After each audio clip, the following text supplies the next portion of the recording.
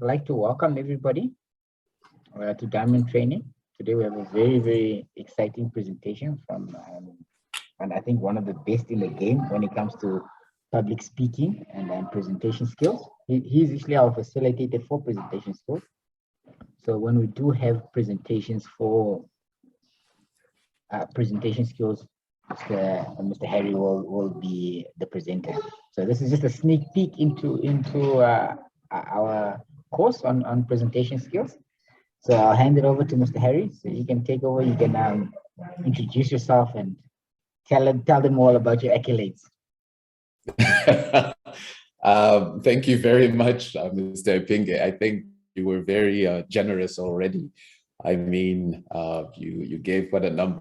And I think saying anything on top of that would just dampen what you have said. So I think I'll just, in that regard, I'll quit where I'm ahead. But I would like to say thank you for having me on the platform. It is an absolute pleasure to conduct any form of public speaking training. It's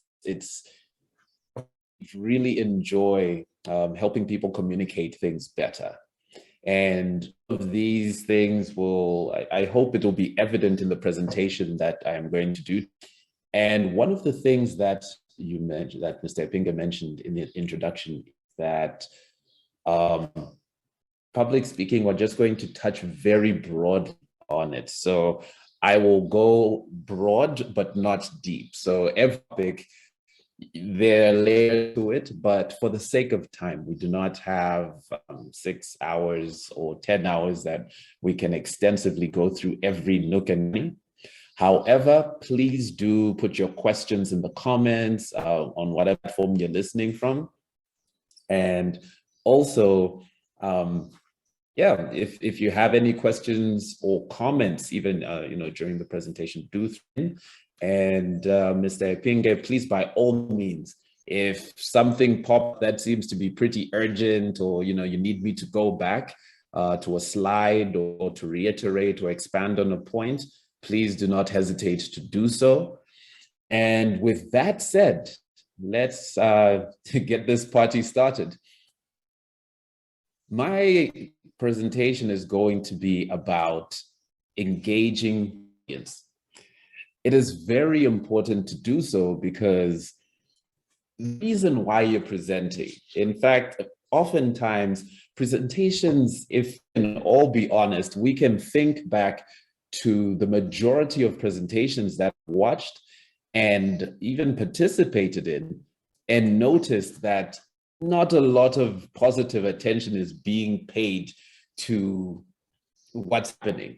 They'll have slides, they'll give facts and figures, or do demonstrations, but sometimes just off. What is it that makes people's minds wonder? What is it that made mind wonder? And then we're going to look into some of those. And right now I would like to basically go into starting with the first point. Why presentations? In fact, why do they matter in the first place? When giving a presentation, you have to have a purpose. There is a goal, there is a reason. You're either giving a report, you're motivating, you're interviewing. For one reason or another, you are speaking to this group of people, whether it is one individual or a whole audience. There are different reasons why you speak, and knowing what that reason is going to determine how best to do your presentation or how best to engage your audience. Now, moving from that, let's talk about some of the common mistakes that occur when people do presentations. The first mistake is that we often make it all about slides. Now, if I'm sure you might experienced it, and if you have, I'm really sorry, or you might have seen it happen, or even heard that it would happen. But I think we can all agree, it is crunch time. When it is that time to do the things that must be, your computer starts acting up. How many times has it been that prepared a presentation and 10 minutes before you need to go to the venue, you're trying to find the presentation, you're trying to save it on a stick or something, and it is nowhere to be found? How many people have experienced that? In fact, I had one encounter just when I was starting out in my career in public speaking training. I'd spent a lot of time and effort putting together very engaging presentation. And one of the occurred is when I went to do the presentation at the venue, it happened that I couldn't connect with my device. And because they couldn't connect with my device, this presentation was stuck on my computer, and we were doing a live broadcast.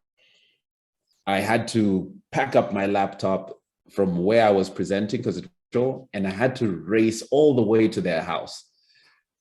I probably broke a speed law or two and eventually got to their house. Did a very quick setup, and again, my laptop was not working, but it had my presentation. But let's stop there for now. What happened in the end a bit later. Let's move on to the next point. The other thing is information overload. Some of the time when a presentation is occurring, you get to see a PowerPoint being projected on a screen, slide that is just created with words. It's just jam-packed with information, paragraphs. It seems like a reading marathon that has to occur. Why is this a mistake? This is a mistake because while you're listening to a presenter, it is very difficult to read at the time. I do not care how brilliant your multitasking skills are. Able to give 100% of your attention to the speaker as well as presentation, the slide, the words that are on the slide, make it very distractive and very difficult.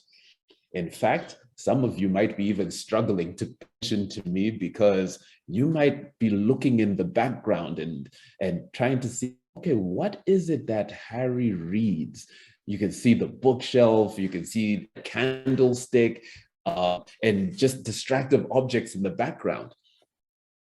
And if you're doing that, the moment you start trying to pay, you will notice that my voice just suddenly blends into the background and some obscure droning or wah, wah, wah, wah, wah, wah, wah. And then eventually and that is the same thing. If your slides are totally information, people are going to want to read them because you have to put them there. But the challenge is, as they're reading all of that, they're not going to be able to pay attention to what. The next point is the talk through. One of the challenges that presenters often face, and audience members as well, is the person who's presenting is not necessarily speaking to the audience. At the end of the day, I have a bunch of slides. I put them together. Here's the introduction, ladies and gentlemen.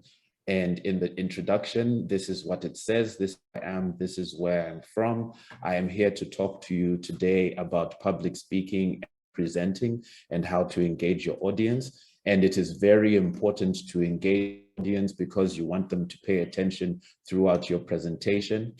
Here are pointers to help you engage your audience. Ladies and gentlemen, that is how it's done.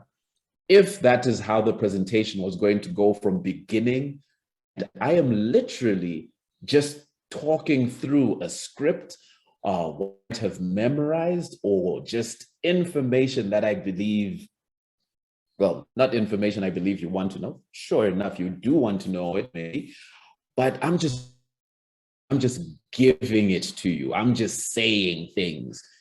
And at the end of the day, if we've been in a presentation like that, we come away not impressed. And that's one of the common mistakes. Another one is a lot of times, and I would like to, possibly the majority of us have made at least once. I'm willing to bet at least once, just once. The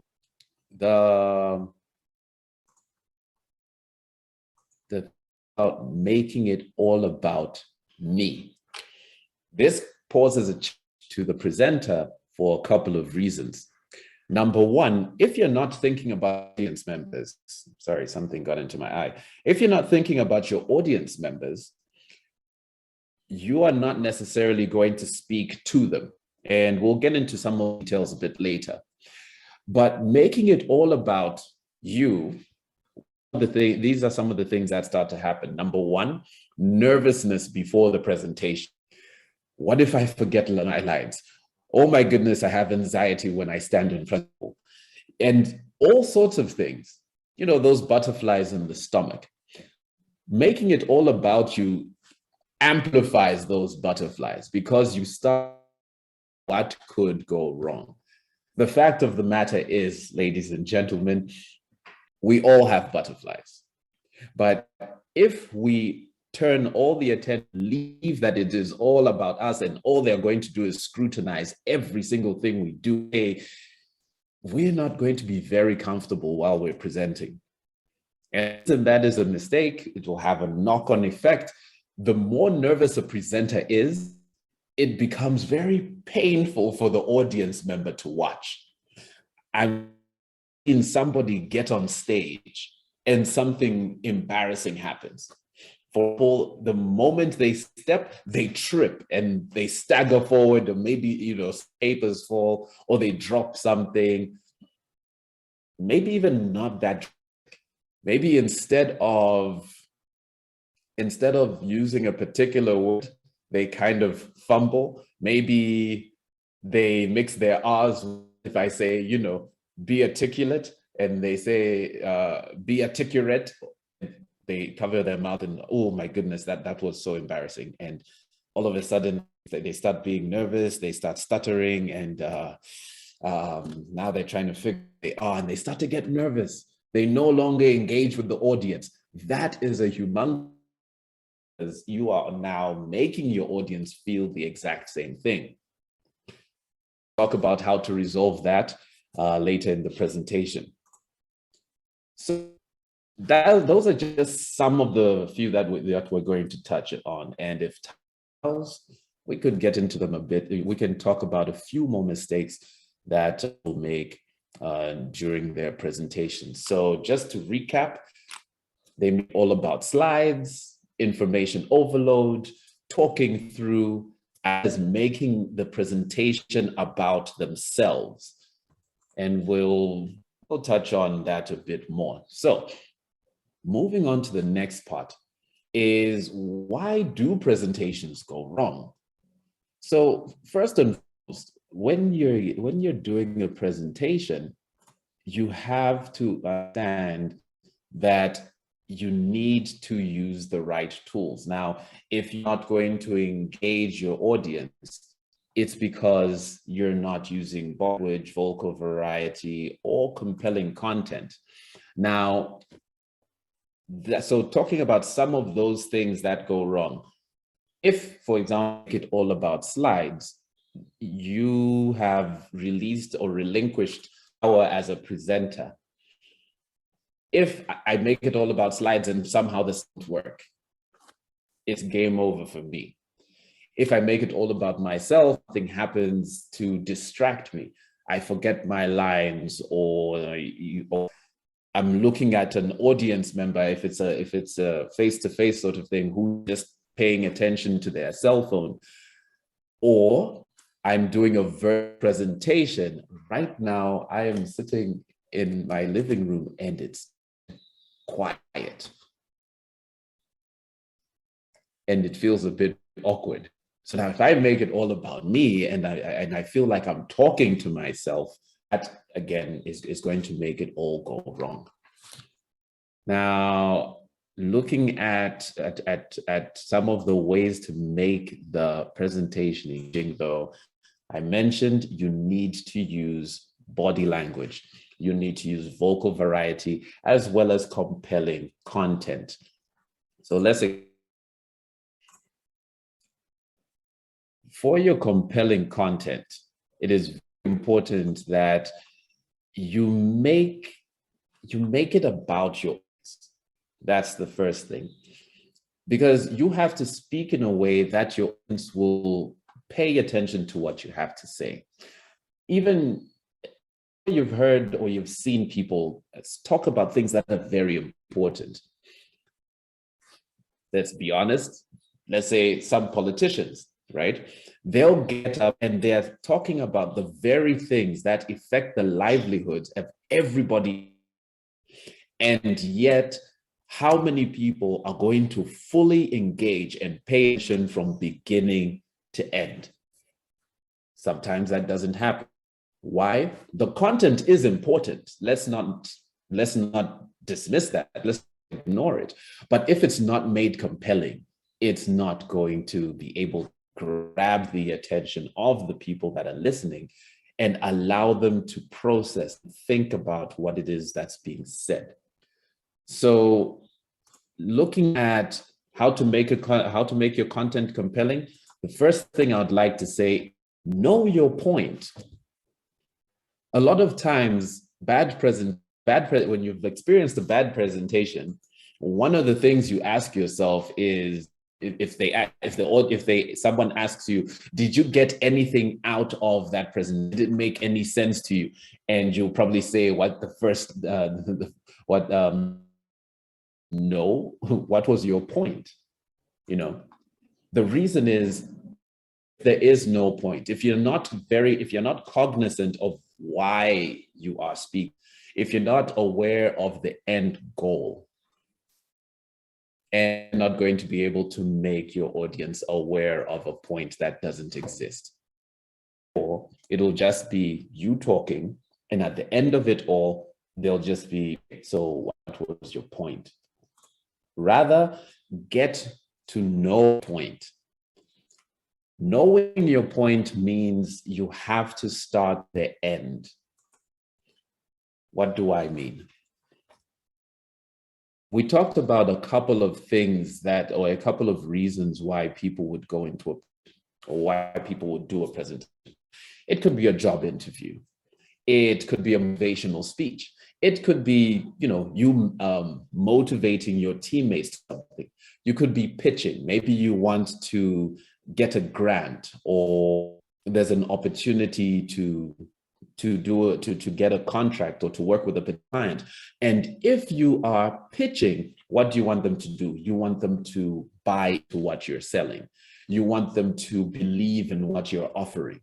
If you're doing the interview, I hope you're doing the job interview because you want them to have you, not because you want to convince them that I'm doing this to show you how great of a stand-up comedian I could be. That's not going to work.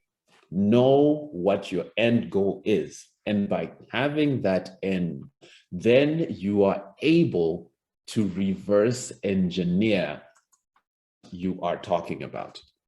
And what do I mean by reverse engineering?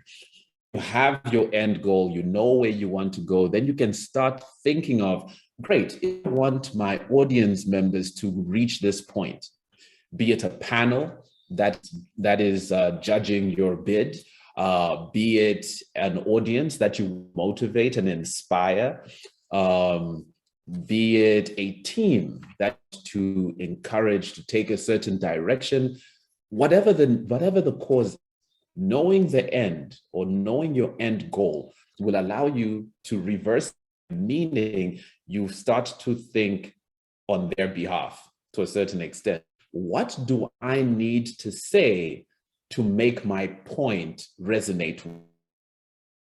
What do I need to say to make my point resonate with them? So, for example, if I'm an interview and you and all of you listening are on the panel, and I sit here and I say, ladies and gentlemen, it's a pleasure for me to do this job interview. I am applying for the position of a public speaking coach, and therefore I would like you to hire me. I think I am a good public speaking coach because I know how to speak. That's not going to work. That's not going to fly. Rather, I go in by saying, great, I want these people to hire me. What do I need to do before I say, therefore, I believe I'm a candidate? I need to persuade you that I'm the suitable candidate. Maybe by bringing out things like my experience. How many years have I done it? What platforms have I been speaking on? How many people have I trained in public speaking in such a way that at the end of the day, when they're done, they're able to take off and career has improved. Their communication abilities have gone through the roof. Their confidence is there. Every time they stand up to do a presentation is consistent, and they're not just hitting lucky shots simply because they try. This time they hit, this time.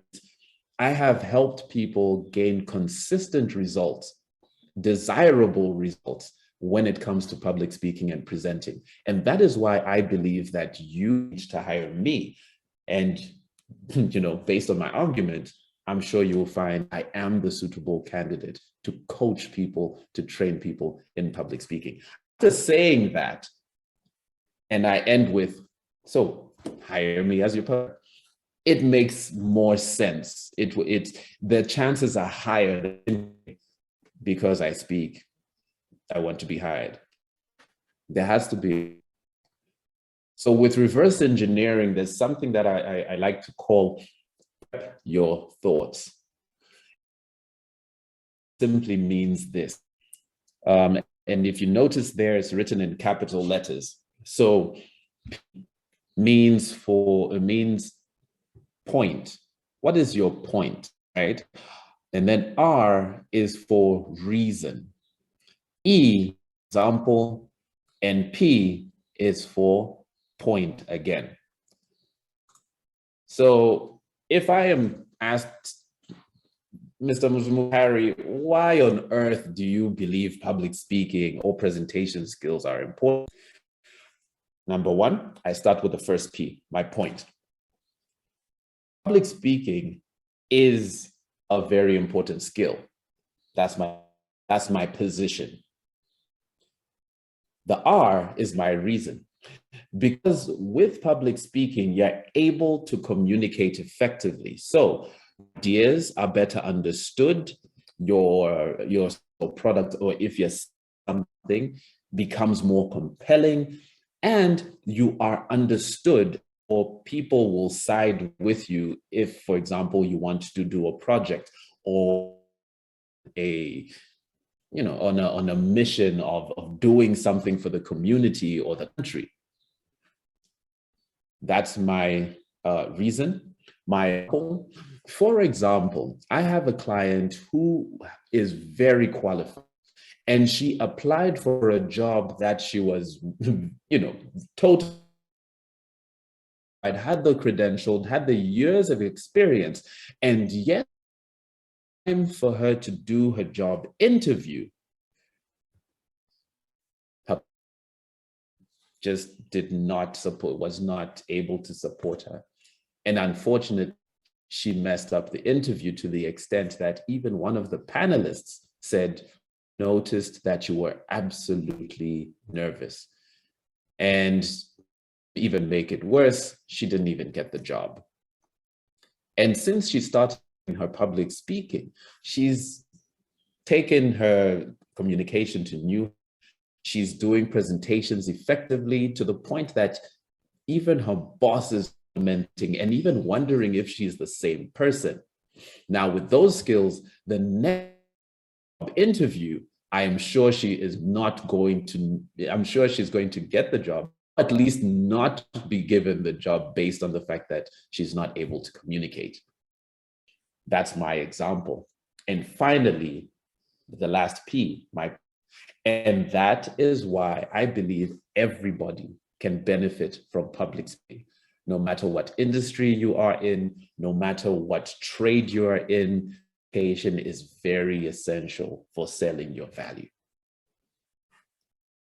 If you do that, if you prep your thoughts, whatever arguments and points you use to lead up to your conclusion, to lead up to the point where you want your audience to be, that is going to work.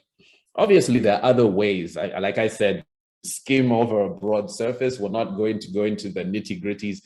There are tools. You can use pros and cons. You can use cause and effect. You can use spatial arguments. And all of these are ways of creating your points so that when you get to your conclusion or you get your audience to where you want them to go, fully with you, they understand what you're saying. So another thing about being compelling with your content is don't just talk at your audience. How many of you enjoy it when people are just rambling things at you and yet they don't seem to connect with you? I will give you an example.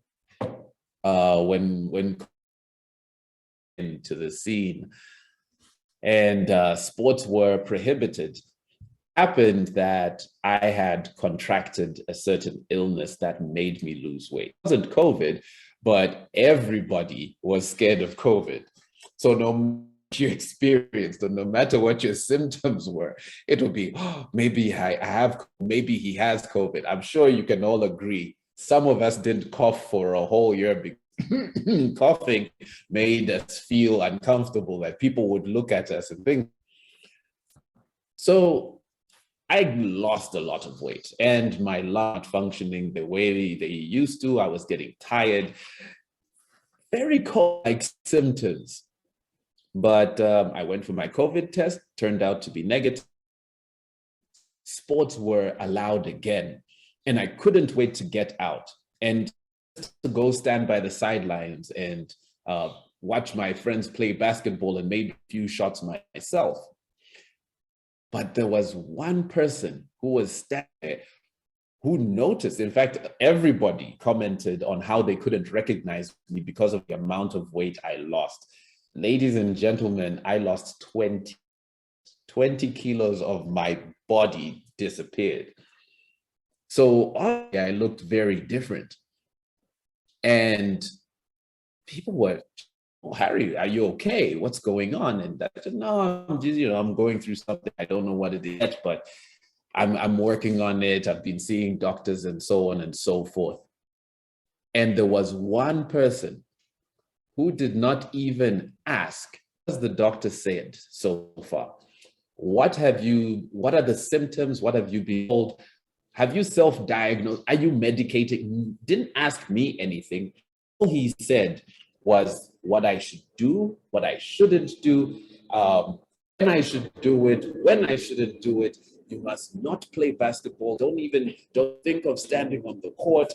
You must be this, that, and the. He just gave me a whole bunch of unsolicited advice that were not based on any information that he had other than what he saw. And I did not take his advice. In fact, I didn't even like receiving, because he was talking at me. It wasn't a two-way commitment. He didn't even know if I needed his advice. And the same thing happens in life.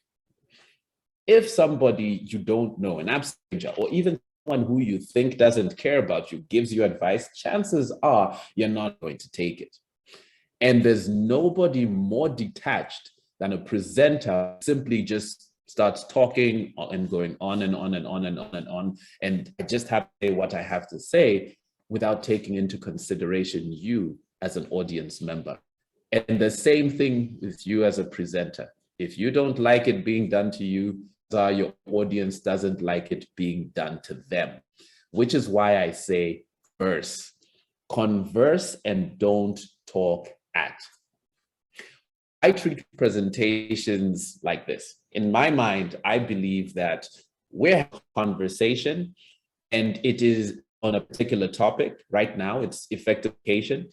And when it's time for me to present, I see it as when people say, what do you have to say?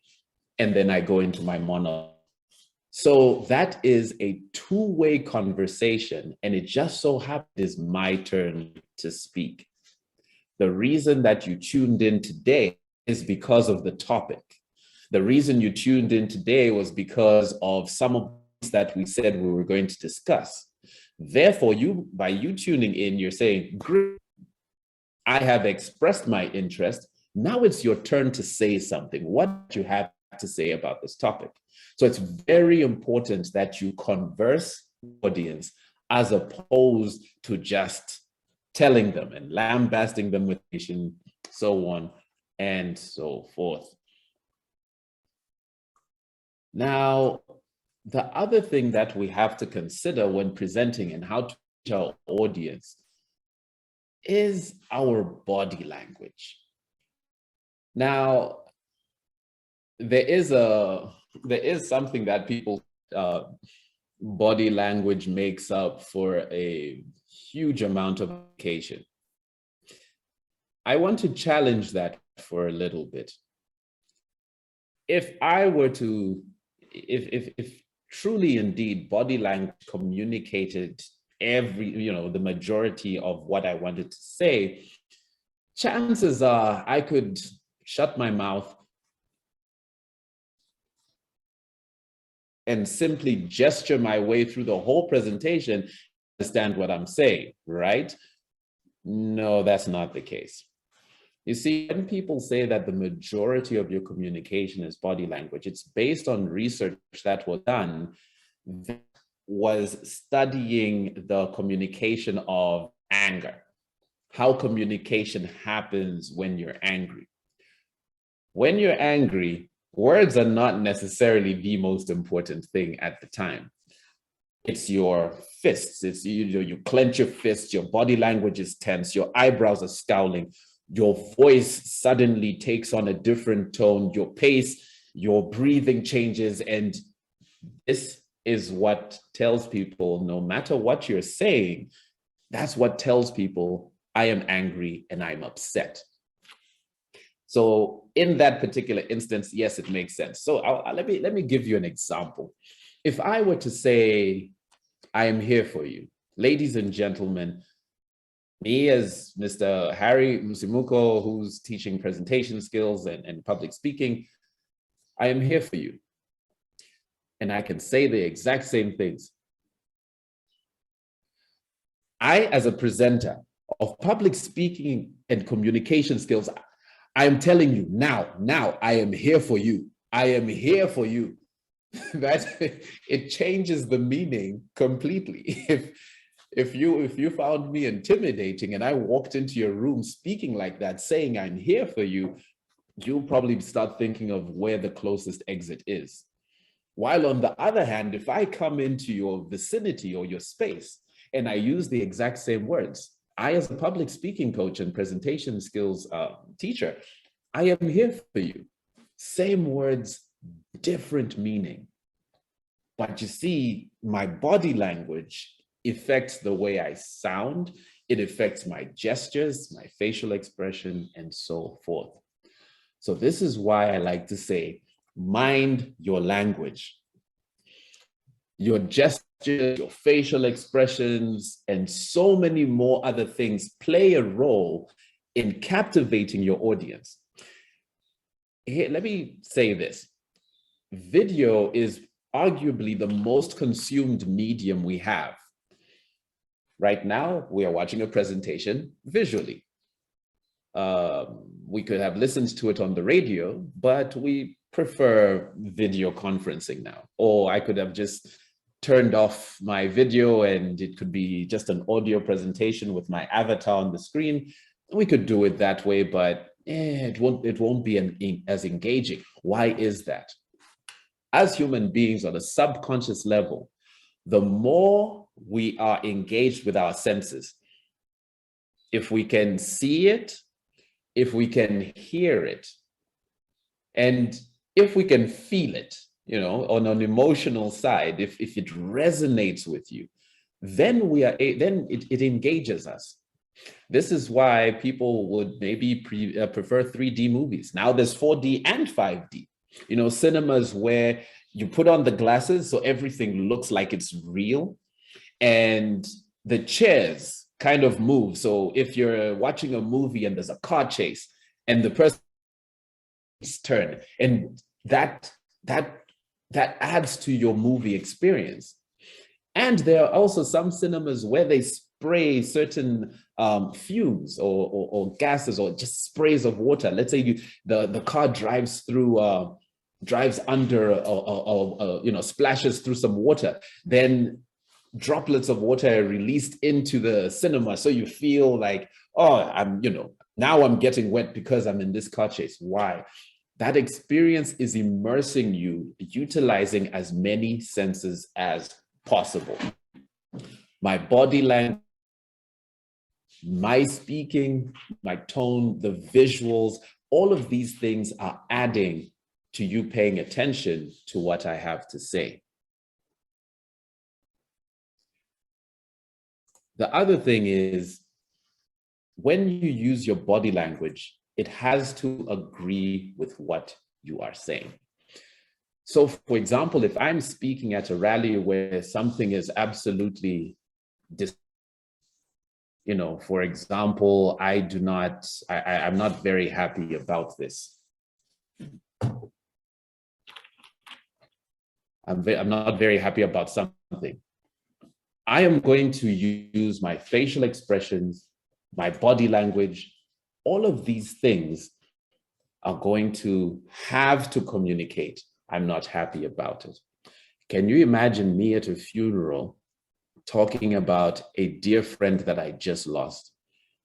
And as I'm expressing this, I'm just saying, losing my friend is just, it's mind-blowing. It's not something I'm happy about at all. I mean, really, who likes losing friends anyway? And on top of that, I know I'm going to miss him very dearly. Something is wrong. You believe I'm either on the verge of a nervous breakdown or I'm really trying to mask my pain. The reason why you're wondering, why is he talking like that? Is because the way I'm speaking and what I'm saying are not connecting. If I'm upset about something, I need to sound upset about something.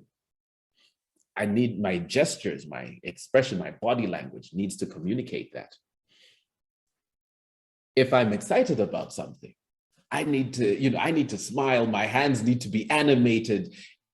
Everything needs to show, everything in me needs to words that I'm saying. And that's the part of body language. Now, let's also talk about a very complementary thing to body language, and that is when you use your voice. Notice that I didn't just only change my body language. I changed my tone, my pitch, my pace. Want to achieve, I can also use the pause. Now, here's some things to think about. When I speak, my voice, again, back to that example, I'm Mr. Harrison Musumuko. I, as an English teacher or a public speaking and presentation skills coach, I am here for you. It shows that I'm excited, my voice. In fact, let me even just take myself off the screen for a second. And for this particular part, you're not going to see me visually. But judging by how I'm speaking, it is possible for you to imagine my demeanor. It's possible for you to imagine my posture and what I am doing, or not necessarily what I'm doing, but what type of space I'm in. Am I in a good mood? Am I in a bad mood? Let's look at tone, for example. Have you ever a company and the person who answers the phone is just articulate communications and training, Harry speaking, can I help you? Oh, hello, how can I help you? Already you can imagine that I sound, not even imagine, you can tell by my tone that I am disinterested. I am not eager to serve you. If you get a reception like that over the phone, you're not going to have a very good impression of the company to start with. However, if you get an enthusiastic greeting, good morning, how are you doing today? Thank you so much for calling Articulate Communications Training. My name is Harry Musumuko. How may I assist you? I want you to imagine what I looked like when I was saying that. You can't see me, you didn't see me, but I am willing to bet you imagined me saying that with a smile.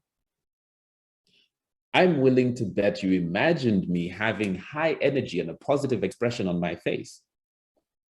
And that all comes from simply my voice.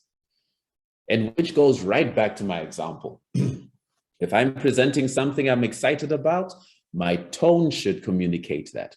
If I'm serious about it and I believe this is something that everybody needs to understand and take seriously, my tone needs to communicate that. Or if it's something very sad and heartbreaking, something that is just not right, it doesn't sit well with me, and it shouldn't sit well with you. This is not the way things should be. Then my tone should communicate it. And simply by using my voice, I have connected with your imagination, with my emotions, and hopefully to my message in such a way that all of these things are engaging you and therefore keeping you engaged. And that's how you can also keep your audience engaged. Now, what about pitch? Pitch is when you go up or when you go down. Your pitch allows you to also communicate without even necessarily saying words. Or let me say it this way. If I was speaking a foreign language, my pitch can still tell you whether I am excited or whether I am underwhelmed. My pitch can tell you whether I really believe in what I'm saying or, it's something that's disinterested. I'm just not interested in. The same thing can happen with pace. When you're excited about something, your pace increases. The number of words you use in a certain frame of time increases. And then when you want to express something serious or want people to really think about what you're saying, or when you want them to really listen in and pay attention, then you slow down your pace. For example, let's compare golf commentary and commentary of a soccer match. Imagine switching the two. Can you imagine a golf commentator commenting on a soccer match? At this particular moment, it looks like Ronaldinho is in the 18 area. Defenders left far behind. The goalkeeper is evidently unstable and not sure which direction he's going to go. Ladies and gentlemen, he takes the shot. Or taking a commentator, those really animated ones. Look at Tiger Woods, he's on the green. He has grabbed it looks like it's a putter. Oh my goodness, ladies and gentlemen. And look at that freshly cut grass. He is now approaching the ball. He's measuring the lay of the land and he's looking right at that hole. Ladies and gentlemen, if he puts the ball in that hole, he is going to be 9 under par. Well, they don't match. However, ladies and gentlemen, Ronaldinho is in the 18 area. That matches the atmosphere. While at the same time, if I'm now speaking like this because Tiger Woods is about to tee off, and it suits the sport. It suits the pace of the game. So the pace really plays an important role. And that's why back in the day, not even back, even today, you can listen to a sporting event without watching it. And, in Zambia, I know people who would go to a stadium and carry the radio with them, because watching the game and just the crowd cheering alone, it wasn't as exciting without the voice of the sport commentator. And that sport commentator, sometimes would even exaggerate the situation, make it seem like if someone was fouled, oh my goodness, are they ever going to get up? It's like a dramatic crescendo to an action movie or a very dramatic place in a soap opera. And that all came from pace. Now, the next thing I want to touch on when it comes to using your voice, a lot of times we stutter, we stumble, we use a lot of filler words like when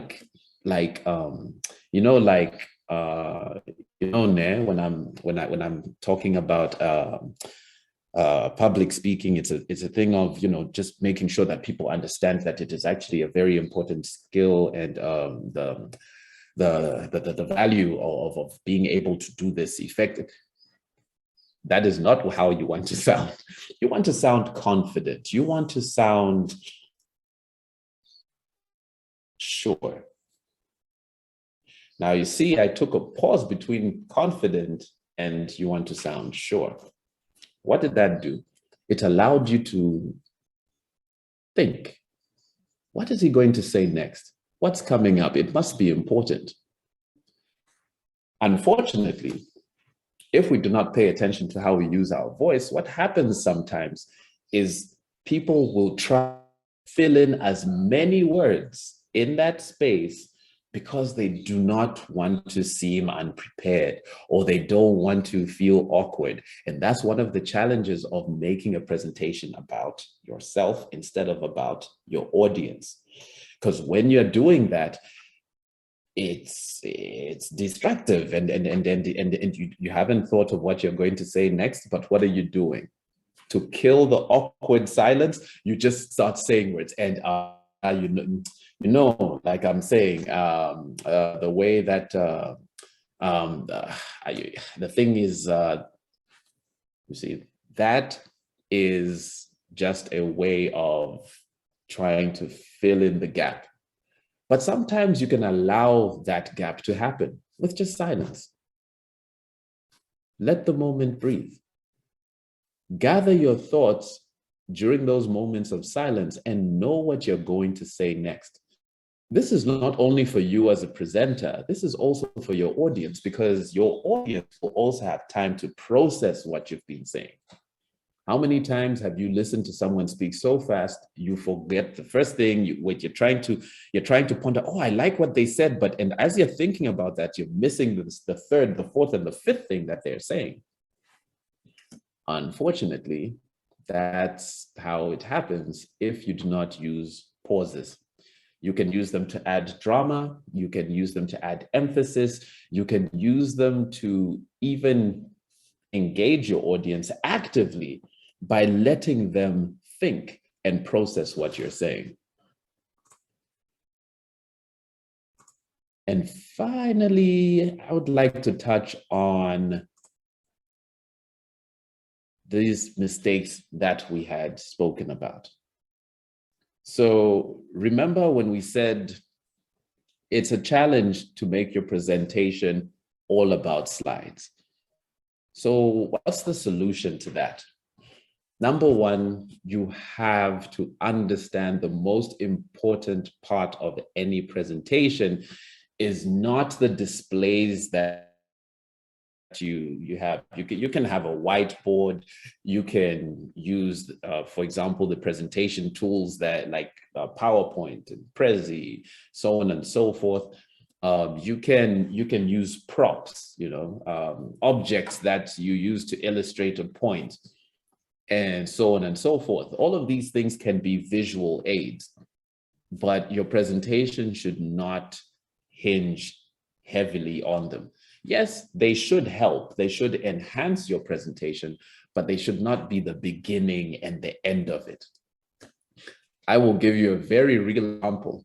One of my clients is preparing for a job interview, and unfortunately, it's one of those last minute calls where it's like, listen, I have a job interview. I only have I only have a day or two to prepare.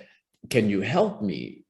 Yeah, okay, fine. Preparation time is a bit short, but one very big mistake that was made, and I'm sure we've all made it. I've made that mistake countless times. I've spent so much time trying to prepare a good looking PowerPoint without facilitating or making sure that I know what I'm going to talk about, without internalizing the presentation. And unfortunately, well, let me say it this way. Fortunately, that PowerPoint got lost. That allowed us to really have a conversation about the interview and stop fussing about the visual aid. And that's why it's an aid. It's a thing that helps. If that PowerPoint presentation goes forth, but the presentation itself, the engagement of the panel, how you motivate the panel comes through is not compelling, the slides won't save you. It's going to be you as the presenter. So at the beginning, I had described an incident when I prepared a very fancy presentation. It was going to be one of those, and it was going to be on a big platform. It was one of those that was happening around Africa. So people from Uganda, Nigeria, Zambia, Zimbabwe, people were tuning in from everywhere. This was a very big platform. And this was going to be my first engagement since I decided I'm going into teaching and coaching and public speaking. So me doing that was going to show people what I'm capable of, and I'm willing to teach that. Therefore, I could get some clients. That's what every business person needs, right? Clientele. And because of that, I made a humongous effort. See, that was my point. My point was to market my presentation skills. And my presentation was not visible. It just wasn't going on the system of my host, and my computer was not able to connect to the internet. I literally had to do that presentation without my slides. But here's the fortunate thing. I had internalized the message of that presentation so much that I was able to just sit in front of the screen and talk it from beginning to end. Where I would have used visual aids, I used my audience's imagination. Imagine with me, picture this. Have you, or do you remember what this looks like? Do you know what that sounds like? So those things that were missing from the visual aid, I could use their imagination. And the presentation went swimmingly well. It was very successful. It could have gone better with the slides. I know that also because we redid the presentation because people were so impressed with the first presentation that didn't have the slides and what I had prepared, that they were willing to sit again for another 2 hours of listening to me when I finally got that presentation working again. Twice in one day, I had an audience that sat in a 2-hour presentation. And it wasn't because of the slides. It was because the presentation itself was compelling. And that's what you need to do. Now, looking at the second point, information overload. Notice how I've made my slides. I kept them as minimalistic as possible so that even if you're tempted to read, you just look at the words and you go through them very quickly. Remember the mistakes? All about slides, information overload, the talk through, it's all about me. Doesn't take long to go through them. And notice how I move your attention from the slides back to me as a presenter. Because the most important part about a presentation is the presenter, not the tools. It's not the camera, it's not the microphone. and so on and so forth. I'm not saying those things are not important, because they help. They do help. But if they're not there, it doesn't mean that the presentation is going to be a bad one. It just means that your presentation will assist your audience in following your train of thought. It will assist your audience in remembering the key points. It will assist your audience in knowing what it is that you're trying to get to. I'm trying to get to a place where this is how you do engaging presentations. And I'm hoping that this, like I said, very, very, very broad overview. You know, each of these topics, we can spend a good number of days really diving in and looking at how to exercise them. So the point that I'm on now is the information overload. That's why I have summarized. I said we're going broadly. We're not going to go deep into everything. Have you ever listened to a presenter who wants to tell you everything that they have learned in their PhD, you know, from start of their, you know, their academic career right until their thesis and their PhD and the research they've been conducting, and they want to go into detail with every single part? Those end up being very long and drawn out presentations. Again, it might be important information, but that is not going to work. For example, I was at an event which was about mental health, very important topic.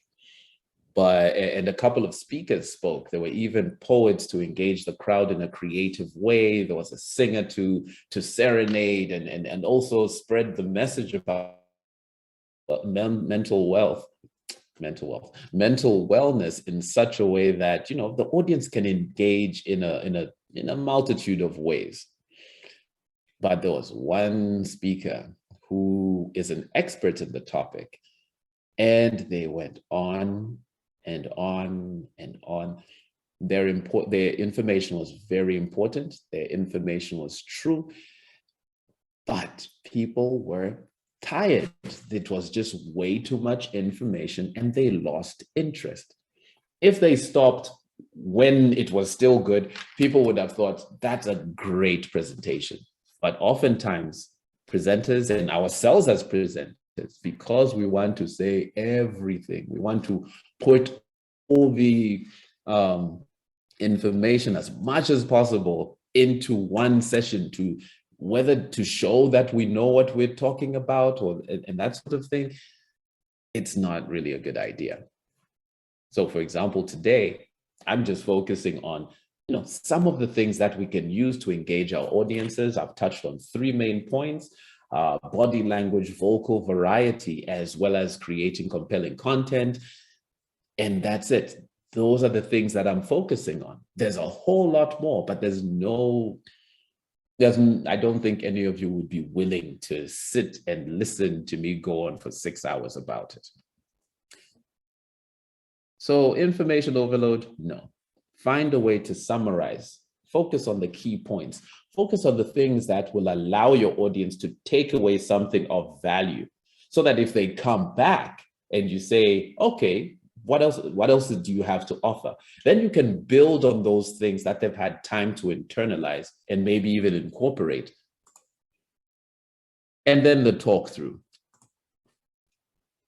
I really, really hope that even though it's been only my voice going on and on and on and on, that it's not a thing of, I'm just telling you, this is how it is, this is how it is, this is what it is, vocal variety, tone, pitch, pace, but rather you feel like we're having a conversation, that you feel like we're engaging, you feel like there's some sort of exchange.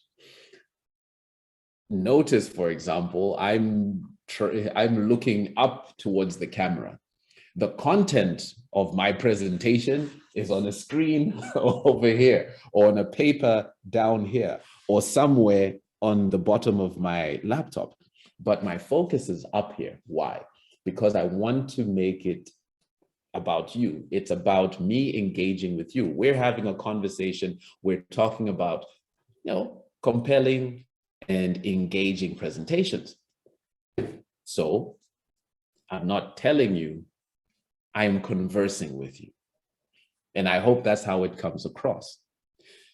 And you too want to do that. Notice any speaker on a platform that you enjoy. I mean, there's a particular very high political figure, and I enjoy watching her speeches because, okay, number one, she's very good at reading her speeches. When she reads her speeches, it's very clear. But if you listen to the background, you notice that people are not really paying attention. You'll hear murmuring here, murmuring there, and while she's going through the content. But very often it happens that when she reads a particular point, like I said, well articulated, it's not that reading with stuttering, stammering, smooth, like, that person who read before you in class in high school and you don't want to read after them. Yeah. But anyway, this person, as they're reading, they'll get to a point where they stop and say, do you know, this actually reminds me of my childhood. As I was growing up, all of a sudden the room goes quiet. All that murmuring dies down. And even myself as an audience member, I lean in to listen more attentively.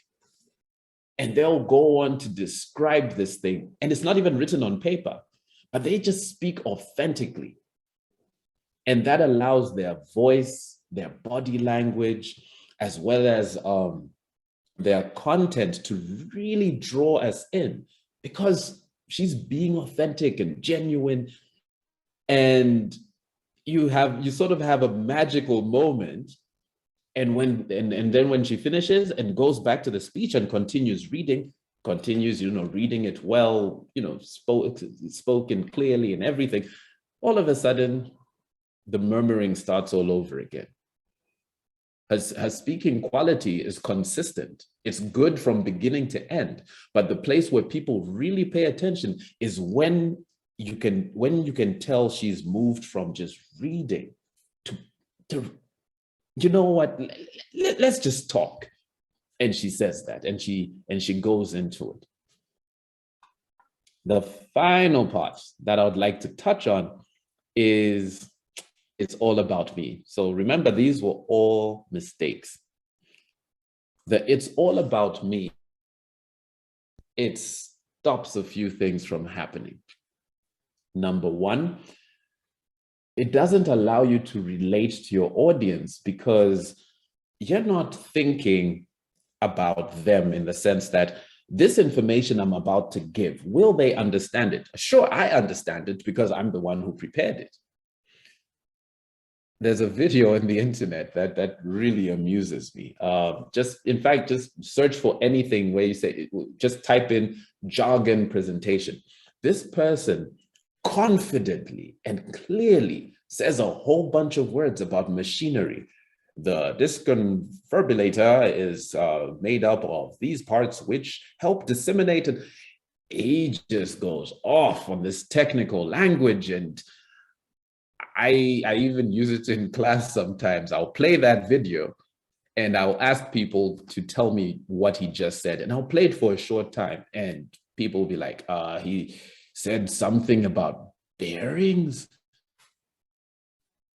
So the best thing that person could do is think, who's going to listen to this content? And how can I make that content relatable?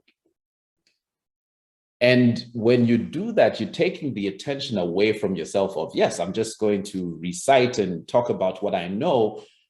And it shifts the narrative to, okay, my audience is interested in how to do a compelling speech. What examples can I use? What scenarios can be relatable so that when I say this, they get it? How do I prep my thoughts? Remember what, the point, the reason, the example, and the point, and the position, you know, the position you have. Again, what can I do to make it clear? That's why I've used stories, both from my experience and things that I've read or seen. Why do I do that? I do that because you can tell I'm not making it up. If I'm speaking from experience, you can trust the information because it is firsthand. Even if I'm citing other research or talking about examples where I wasn't necessarily there, I still communicate it in a way that it seems like you and I are there. You and I are witnessing it, even if it's a made-up scenario. And by doing that, I am taking you on this mental journey from this point, and we get up to that point. And so when I give my conclusion and I say, this is what I'm saying, what happens? You understand, okay, now I know why I should hire you as a coach. Now I know why you are best suited for this particular job. Now I understand why this idea you're excited about could actually be the next big thing in the Namibian entrepreneurial circle. That's why we do presentations. And if you notice as well, even with my hand gestures, look at when I was talking about a story, I'll start from here. And as I'm talking about it and getting to a conclusion, I'm ending here. I'm helping you just visualize it. So even if I'm saying from point A to point B, my body language is complementing it. My voice is complementing it. My gestures, my facial expressions, and my words are working together to convey information. I would like to end with one of my favorite examples. And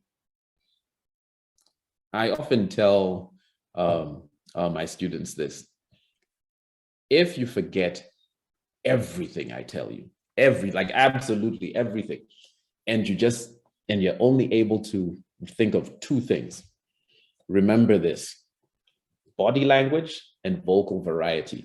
If you can get those two things correct, your presentation skills will just go through the roof. Your public speaking will sound way better. Why? Have you ever seen somebody who is speaking absolute nonsense, but with the utmost confidence? If I were to say right now, if you know, look at the sky, it's pink. Number one, you know that's absolute nonsense. The sky is not pink, it's blue. And I'm not saying it in a way that's convincing you. But if I all of a body language, you know, I look up from my screen and my eyes go wide and say, oh, ladies and gentlemen, this is weird. Can you, oh my goodness, the sky is pink. My tone, my pitch, the authenticity that is coming out of my voice, you know, if it wasn't an example, maybe some of you would just take a quick glance out of the window, because what I just said is not believable, but I am saying it with the utmost, with a lot of conviction. So I like to say, public speaking is like acting. Presenting is like acting, because you are incorporating everything you have at your disposal to convince your audience that you are trustworthy with what you're saying, that what you are talking about is worth their time. And at the end of the day, you want to achieve a particular goal, either being hired or getting your product sold, or just motivating people and to believe, and to get them to believe in a movement. I don't know how many of you watch a series called This Is Us. And in season 1, there's an episode where there's a guy who used to be a Hollywood actor, and he moved all the way to New York. So from Los Angeles, one coast of the US, all the way to the other side, where they're not so big on Hollywood. They're more about theater, live action, and Broadway. In Hollywood, what you get is cut. Okay, let's try that again. It didn't look right. Let's do it over. You get the opportunity to do things over and over again. In Broadway, it's live, it's on stage. There is no cut. There is no, ooh, let's do that again. Let's get it right. Give me more. It's there and then. You leave it all on stage at that time. So this actor who was transitioning from here to there was at a rehearsal, and he was reading the final lines to a final scene of the play that he was going to act in.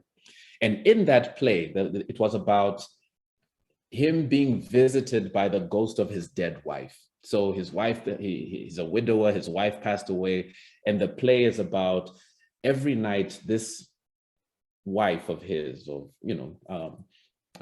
dead deceased wife, comes over and they have conversations.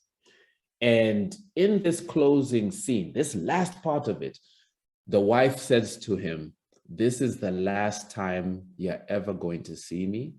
I think you're ready to move on, and I need to, whatever it is, they just understand you're never going to see me again for real this time. You thought you lost me once, you got me back. We've had a few nights of conversation, but now it's over." So he's reading his response to this scenario. What should his response be? Excited or angry? No, it's supposed to be heartbreaking and sad. And as he was reading those lines, the director goes, cut, no. This was the final rehearsal. And he said, "You're reading those lines with as much personality as the Google Maps voice. Basically, you're not convincing me." And the actor got angry. And he said, "It's not my job to convince you." And the director stopped him right there and said, "Actually, it is your job as an actor to convince me that everything you're saying and doing is real. Everything that you claim to feel is real." And it's the same thing with presentations. If you're excited, be excited. If it's something sad and you're giving a heartfelt a presentation or speech or even a eulogy, let it be that way. Feel it and express it. If you're giving a speech at your best friend's wedding, or even just saying a few words at your child's 21st celebration, you're excited. You cannot say, "This is the happiest day of my life as a parent." That's where you lose your audience. And I'm sure you've seen people who speak like that at joyous occasions. But the ones who are animated, they get you excited as well. It's an energy exchange. Whatever it is that you want your audience to feel, you have to convey it. And yeah, so that's why I say vocal variety, body language. If you can master those two things, your public speaking will improve. And of course, there's so many other technical skills, like how to prepare and write your speech, how to source your information, how to cite it in a way that it will make your audience believe. Because a lot of things about presentation and public speaking, one of the things that you're doing is minimizing the distractions that happen during your speech. The final example I would like to give is I grew up in Eswatini, formerly known as Swaziland. And there was an exciting day that was unfolding at my school, at my high school. The king himself was coming over and was going to deliver a speech along with other very important delegates, including the Queen of Jordan.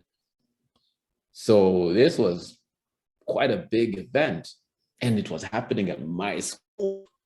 And here's the problem. As youth, we've heard a lot of speeches by our special guest. And one thing we always noted, or one thing that always stood out, is the use of So in a speech that was 5 minutes, we did not pay attention to what he was saying. Like I said, it could have been very important, could have been very informative, could have been for our benefit as people, receiving education in his country, or in his kingdom rather. but we didn't listen to that speech. We were busy counting on our fingers and toes and whatever else we could use to see how many times it would say, and we know the number of how many airs came out of that speech. But if you ask me anything about anything he said, I can't remember. So all of these things, all of those distractions that happen, nervousness, speaking too fast, using fillers and things like that, all of those can take away from the quality of your presentation. It can distract your audience. It can make them start focusing on the wrong thing. And the same goes for your slides, your visual aid, your body language. If your body language is just something else, people will start laughing at that or paying more attention to that. If you're absolutely nervous, terrified, and it's evident and it's showing, people will be more concerned about your well-being rather than what you're saying. So those are just some of the points that I wanted to share. And, in conclusion, I'll just like to open up the floor to some questions, if there are any. It's 21 past 10, so we still do have a little bit of time. So thank you very much for listening. And I don't know, John, are you still there, Mr. Epinge? Yes, I'm here, listening attentively. Okay. I think the floor is open. We have some questions that did come through from the social media, but I will I can actually go through to the questions from social media. Okay. There is one from Ms. Etuhole. Yeah, she's saying, making it all about me. Who should it be about? Because it's subjective. Okay. Okay. Great. Great. So it is, okay, thank you for that question. And I like the way that you phrased it. Who should it be about? Because it is subjective. If you do not want your audience to pay attention to you, why are you speaking to them in the first place? For example, I could be telling you my life story, right? So technically the content is about me, but the presentation of that content should be to the benefit of my audience. If my audience has no reason to listen to me, if my audience sees no value in what I'm presenting, should my audience not even, if I don't gain their interest and I talk about me to them, it's a wasted opportunity. If my story was supposed to be motivational or inspiring or to get people to do things, I'm not going to achieve that if my audience is not pulled in. That's what I mean. It's not about me, it's about you. And it's just, if you look at good advertising, in good advertising, if you read it, it talks about how it makes you the hero. Let's look at some slogans that we're familiar with.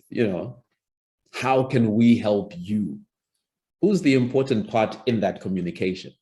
It's not, we're the best bank, we're the biggest bank, we're the most innovative bank. Yeah, all of those things. But the bottom line of all of that is we are all of these things because we are finding ways to help you.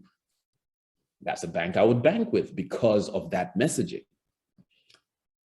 At the end of the day, the person that you make the hero is the one that's going to enjoy the presentation the most. So if I am just going to go on about me, and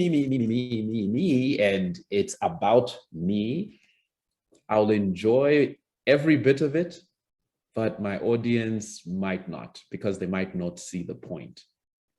So if they see what they can take away from me talking about my life, for example, if you watch, I don't know, Vusi Thembekwayo or Douglas Kruger, or even some of our own Namibian people like Hermine Elago and her amazing journey and so on and so forth.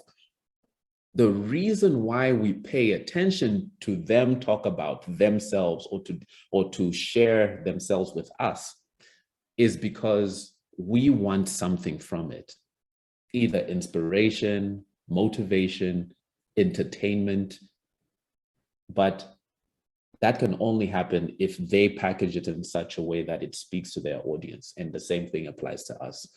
If we make it about our audience, even if the subject is me, or the subject is my work, or the subject is my research, or my hobbies or interests, I need to make it interesting for the people who are going to receive it so that they can receive it. I hope that answers the question. I think it does. Maybe we open up to the floor now to those who are in Zoom before I take one or two more of the social media posts. You can just unmute your mic and then please ask Mr. Harry any question.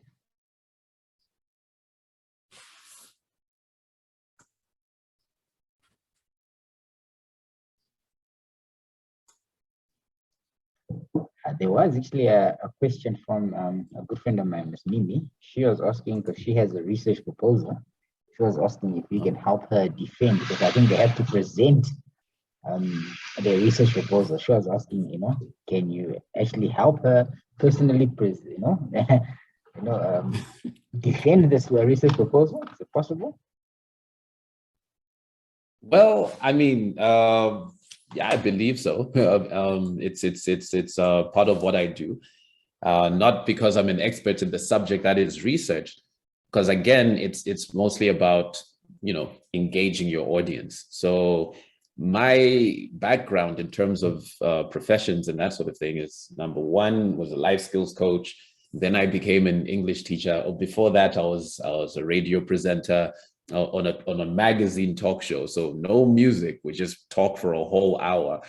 And then, and all of those required, verbally communicating in a way to engage a variety of audiences. And the last job I had was that of a copywriter in advertising. And again, it's about the audience. So what that has taught me throughout my communication journey is finding technical skills that will allow people to listen to what you're saying, and not only listen, but enable them to follow, your logic and your train of thought, and finally to be able to present it in a way that they can see the value in it. So, and that goes for anything. It can go for, like I mentioned at the very beginning when we're talking about the reasons we do presentations, job interviews, pitching, defending a thesis, presenting a research proposal. All of those things just require effective communication. So to a certain extent, I mean, in a very long way, yes, I can help in that regard. Thank you. Yes, maybe you have your answer. Okay, there's another question that came in from the social media. I mean, I also struggle with this. It's how do I find the right words? I always find presenters like you, Mr. Harry, you can use, a variety of words. Even when I'm at church, there are people who pray and they use the right words. I can never sometimes find, the right words. They're in my head, but for them to just come out is a bit, it's a bit difficult. So maybe you can help us. How do we find, even when we're presenting in front of a crowd, how do we find the right words? Okay. So, I like this question, and I laugh because it takes me back to when I used to be an English teacher. So I would teach adults how to speak English as a foreign language. Now, here's the challenge. What they would do is, the way they communicate in their native language will be high, at a very high level. They're adults, and professionals for that matter. So they speak at a very high level, number one.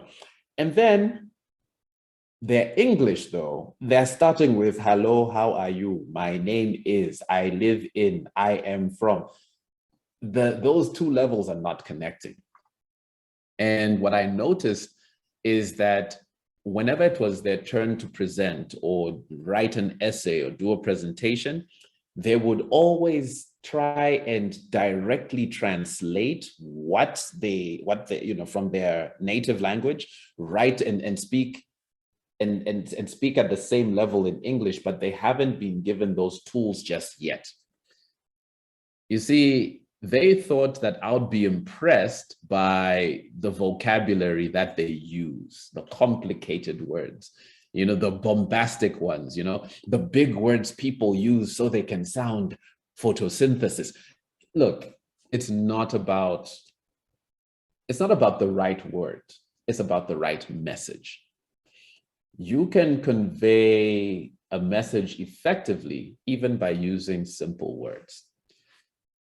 Again, if you pace yourself, if you think it through, and you just give the message out simply, that is the first step.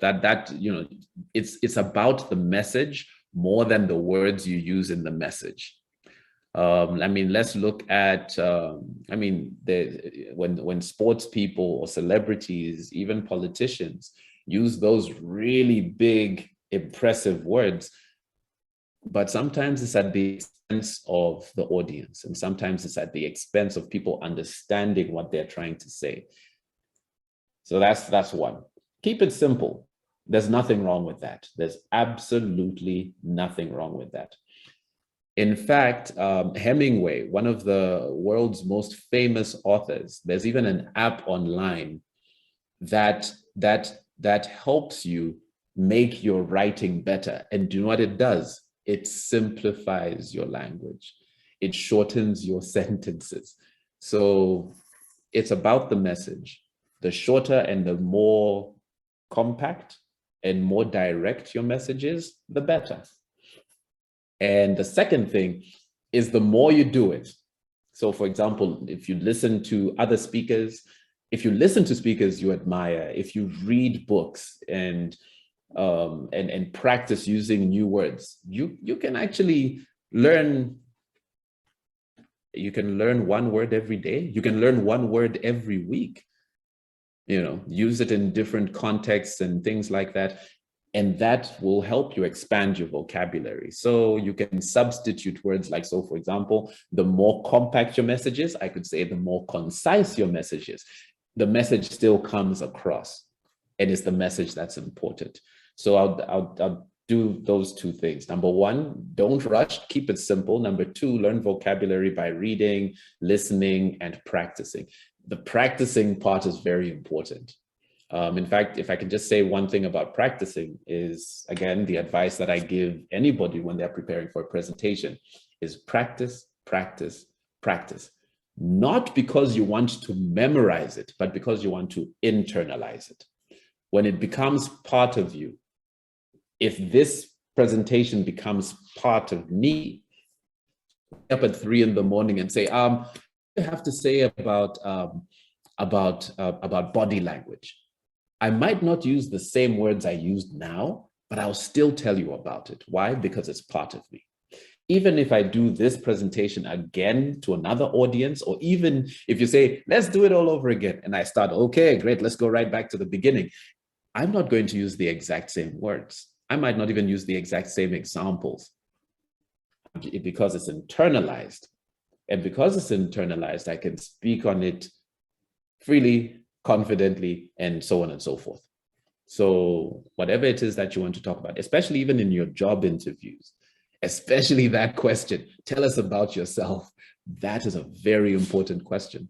But because sometimes we don't really pay attention to it, we don't really internalize what we need to communicate in it. So we just fumble through. My name is so-and-so. I'm something years old. I'm a hard worker. And I grew up here where this is what I studied. And I believe that I'm a very self-driven, hardworking individual. Hands up if any of us have said those things in an interview, not necessarily in those words, but those. So then you can best believe that everybody else is going to say it. So when you internalize who you are and why you're suitable for that company, your response can be more unique to you and you'll stand out even more. that was kind of like a 2-for-1 answer. I hope that helps. I think really does help. Okay, I'll take questions from the floor. If there are none, I have one last question from the social media. They're pretty active. Okay. All right. The social media is, how do I calm my nerves when I start presenting? Stage fright. All right. Yes, stage fright. I think I mentioned it in earlier in the presentation that everybody is nervous to a certain degree. There's a bunch of things. Again, it also depends on your character, who you are, what drives you, and that sort of thing, and which could work. So, for example, the way I handle my nerves, I just say, look, I'm just going to have a good time. I'm just going to enjoy it. I'm just going to be myself. If they don't like it, will I die? No. Okay, great. I'm just gonna have. That's how I do it. Another thing that also helps is understanding what it is that you are going to present. I can give you a very okay, I would say embarrassing, but it's not. I think it was a very crucial learning point for me. It was while I was working in advertising. My colleagues and I put a presentation together for a client, and the person who was supposed to present did not feel very well, or wasn't feeling very good about it. And they didn't have time to prepare. So they insisted, no, Harry, you're the one who wrote, you're the one who put the information on the slides. So you do it, you do the presentation because you know what's in there. And clicked saved, went, did the presentation. It was arguably I would say it was the second worst presentation I've ever done in my life. The client at the end of it looked at me and, maybe with a bit of empathy and of condescending, a lot of condescending, and she was very condescending, and she put her hand on my shoulder and said, please never, ever present ever again. Fortunately for me, I took that as a challenge. And I mean, why do I share this story? The presentation didn't go well because I was not prepared. Had I allowed myself to internalize it, like I said, practice, practice, practice. Had I allowed myself to internalize the message, to internalize the point and what we want to achieve with that presentation, then it would have been easy to talk through those slides as opposed to reading and here it's this, that, and that. No, then it gets messed up. So number one, find what drives you. So for me, have fun. Number two, it is internalize the message. Number three, here's the thing. If you're not a quadriplegic or, and you're fully able-bodied, you can walk, right? You can walk from here to there, and that sort of thing. My question to you though is, how do you handle the nerves and the anxiety of possibly falling down when you get up to walk? You don't even think about it. Why? Because from childhood, how many times did you fall when you were learning how to walk? You fell many times, but eventually you got the hang of it. So the third thing I would like to encourage you to do is join platforms where you can practice your speaking. There are speakers clubs, like Toastmasters. There are speaker associations like the Professional Speakers Association of Namibia. There's Clubhouse. If you don't want to leave the warmth of your blanket and tune in, raise your hand, say something. The more you speak, the more used you get to it, and the more used you get to it, the more you can control your nerves. And the final thing I would say is it's underestimated, but breathing is very important. I was once doing a presentation to some high performance people. Now, so number one, chances are all of them were younger than me. Number two, All of them were very well versed and advanced in their careers and very successful. And I'm supposed to present to them. You can imagine how uncomfortable I was, because they're going to judge me and this, that, and the third. And I was stammering throughout the beginning of my speech. But thank goodness for the technical skills, of some of which I mentioned. I stopped, breathed in, and paced myself. I spoke slower. I constructed the words I was going to say next in my head before saying them. I made my points. I used my stories, and that really helped. At the end of the day, they enjoyed the presentation. And the very last tip, which is not the only and final tip, but the last tip I'll give for the sake of time and other people's questions, is number 5. Use your stories, use your personal experiences. One of the mistakes, and one thing that also makes us nervous, is that we will write out a speech and try and memorize it. Don't do that. Yes, write out the speech in order to have your thoughts in order. That's fine. But when it comes to preparing, it's not about memorizing. So use things that you don't have to memorize. Use experiences that teach the lessons you want to share. You don't have to memorize that. You can just share it from memory, just like I've been doing today, talking about my students, talking about my career in radio, talking about incidences with clients after a bad presentation. I didn't have to write that down. I didn't have to memorize it. I lived it, so I can talk about it. So try and incorporate as much of that as possible, because that's your story. That's your experience. You don't have to learn it. It's there. And then you use that, and you can use that to, to calmly lead into your presentation. Because after you get over the first few moments and you see things are going well, and there's people in the audience looking at you and nodding their head and giving you positive feedback, that also helps calm the nerves. So those are my 5 tips on how you can handle nerves. There are a lot more, but like I said, it also depends on you and your personality. Either one of those can work, or all 5, or you might need some others, but it's, at the end of the day, the best one is the 4th one. Do it. The more you do it, the easier it becomes to manage your nerves. Yeah. All right. Thank you, Mr. Harry. I think we have exhausted the questions. I think there was one more from Mr. Taurai. Maybe I'll let Mr. Taurai. Mr. Taurai, the floor is yours. You can unmute. Right. I think maybe, yeah. No, thanks, Katole. I don't know if you can hear me. Yeah, we can hear you. Can hear you clearly. Oh, okay, perfect.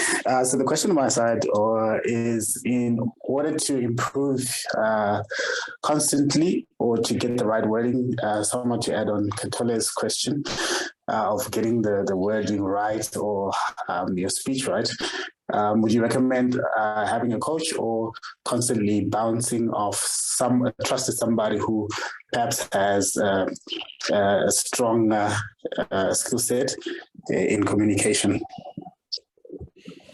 If you have a person who has a strong skill set in communication, use them. Yeah, for sure. Technically, they'll be your coach, because I believe it comprises of 2 things. Number 1, having the technical skills that will support you. So, for example, when doing a presentation, it's, if things start to go wrong, I can lean back onto my technical skills to get back on track. Like I was explaining the time I was nervously presenting in front of some highly qualified people, I had to pace myself. So pace is something that's a technical skill. I had to, my content was structured. That's a technical skill. And then on the other side, what also helps me is discovering things about myself. So for example, I didn't know about 2 qualities I have that people enjoy when I do my public speaking. I didn't know they were there. So being on a platform where people could point them out, it made me more deliberate with them so I could use them on purpose. And number two, I could also develop them even further. And that allows me to also be in my own unique space. If someone else was to give this same presentation or the same topic, they would do it differently with their own personality and still be able to engage you as the audience. And I think that's what a coach also does. A coach brings out the best that's in you. So, I mean, there was a person who approached me and I looked at them and I was like, I can't coach you. You should coach me. You are a pro. You do this for a living. And they said, do you know that Cristiano Ronaldo has a coach? Messi has a coach. So it has to be somebody who is able to recognize the abilities you have, be it technical or in terms of your natural ability, and to bring them out. And that will also help. So get a coach. Yes, I would highly recommend it. Whether it's a professional paid coach, or it's somebody that you trust to coach you, that's totally up to you. I hope that answers the question. I think it does. All right. Thank you, Mr. Harry. Thank you for your presentation. It was very insightful. I remember that, use your vocal variety and your body language, the two things you said we must not forget. But I think I remember, it was a really good presentation. I personally learned about even from the ratio from the slide info.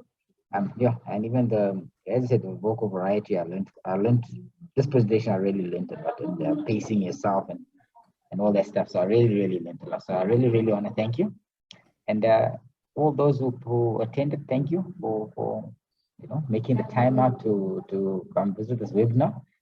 This is as you said, this is our presenter for presentation skills. So when we do the presentation skills course, Mr. Harry will be the one. And as I said, he's the best in the game, and this is why. So thank you, Mr. Harry. I appreciate that. Thank you very much. And thank you for everybody for tuning in. And I hope that you took away something, I guess. Thank you. I appreciate it. Thanks. All right, and this presentation will be available on our social media, so LinkedIn and Facebook. So we won't be sharing the presentation as per se, but you can always visit our Facebook page and it will be available. Thank you again.